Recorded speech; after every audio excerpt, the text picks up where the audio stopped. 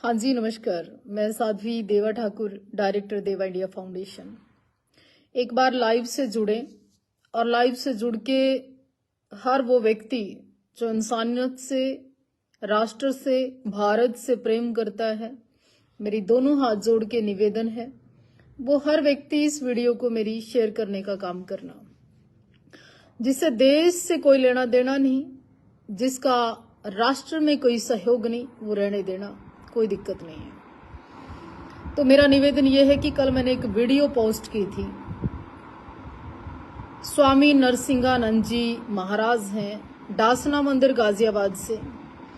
उनका एक बयान आया नबी अल्लाह के खिलाफ।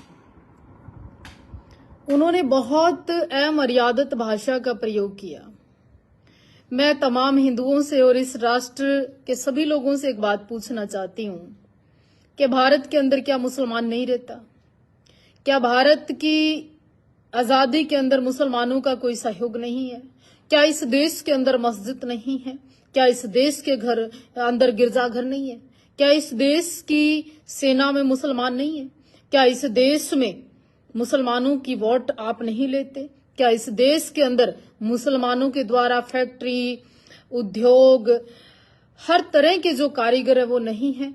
क्या इस देश के अंदर मुसलमानों की कोई कमी है? तो उसके बावजूद भी क्या उनको अपना भगवान, अल्लाह, नबी पूजने का अधिकार नहीं है? है।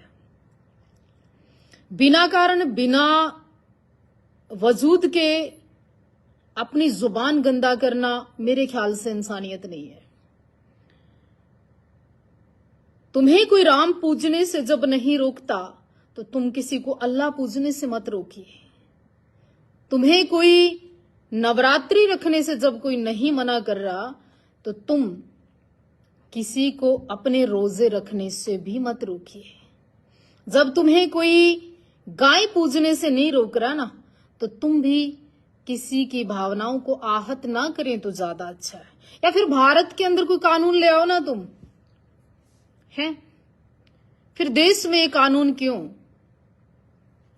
गलत बात है। जहां गलत है वहां गलत है, चाहे वो हिंदू है, चाहे मुस्लिम है, चाहे सिख है। कालजा नहीं है लोगों के अंदर सच को सच कहने का। कारण है उसका, लोगों को वोट चाहिए। हिंदू नेताओं को भी और मुस्लिम नेताओं को भी वोट चाहिए, इसलिए हक की बात नहीं करेंगे, ना सच की बात करेंगे। कल मैंने एक लाइव वीडियो डाला था कि नबी की शान में, अल्लाह की शान में कोई भी सच्चा मुसलमान या सच्चा हिंदुस्तानी उसके खिलाफ ये बात नहीं सुन सकता। 100 मुसलमान भी नहीं थे क्या देश में कि जो वीडियो शेयर नहीं कर पाए? 100 राष्ट्रवादी भी नहीं थे क्या देश में जो वीडियो शेयर नहीं कर पाए? हैं? इस देश की आजादी में भरपूर मात्रा में योगदान है मुसलमानों का। ऐसा नहीं है।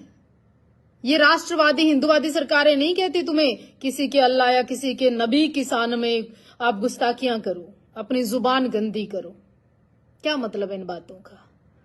जब आपको ज्ञान हो जाए ना, फिर ऐसी बातें नहीं करनी चाहिए।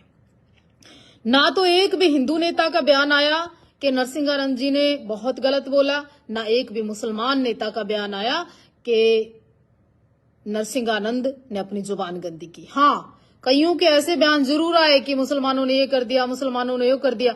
देश जलवाना चाहते हो क्या? देश तोड़वाना चाहते हो क्या?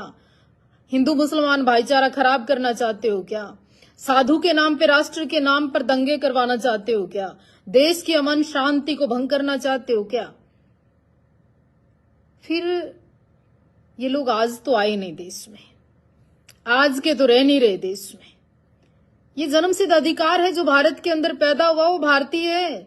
हिंदू या मुसलमान होना ये उसका गुनाह नहीं है, उसका कसूर नहीं है। या कोई मुसलमान के घर में पैदा हो गया तो उसका भी कसूर नहीं है।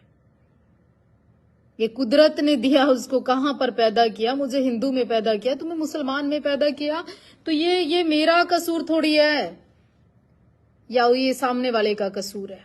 हद नहीं हो गई है? सरिया थोड़ी है यहां पर। कानून नाम की चीजें हैं यहां पर, राष्ट्र है यहां पर, देश और धर्म भी है यहां पर, सनातन भी है यहां पर। अब्दुल कलाम यहीं पैदा हुए, जमीर जिंदा है ना तो वीडियो शेयर करना।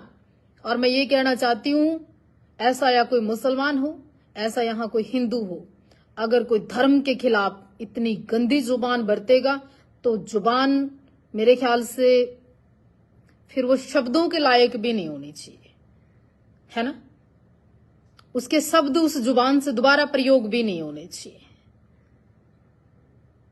मुझे पता है खूब सारे हिंदू मुझे गाली देंगे, मुझे पता है खूब सारे हिंदू मेरे ऊपर टिप्पणियां करेंगे, मुझे पता है खूब सारे मुसलमान भी ये कहेंगे क्यों, लेकिन सच्चाई छुप नहीं सकती।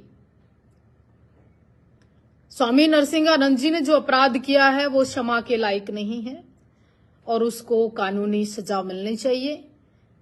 संसद में, धर्म संसद में, देश के कानून में ऐसे लोगों के खिलाफ कार्रवाई होनी चाहिए। और ऐसे लोगों के खिलाफ अगर कार्रवाई हो जाए, फिर कोई किसी की बहन को, किसी के मजहब को, किसी के अल्लाह को, किसी नबी को, किसी राम को, किसी देवी को गलत नहीं कहेगा।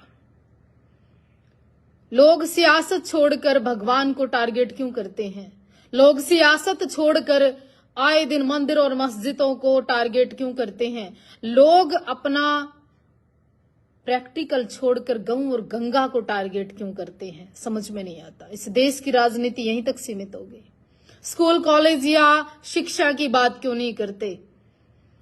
बलात्कारी जैसे अपराधियों को तुरंत फांसी की सजा की मांग क्यों नहीं करते?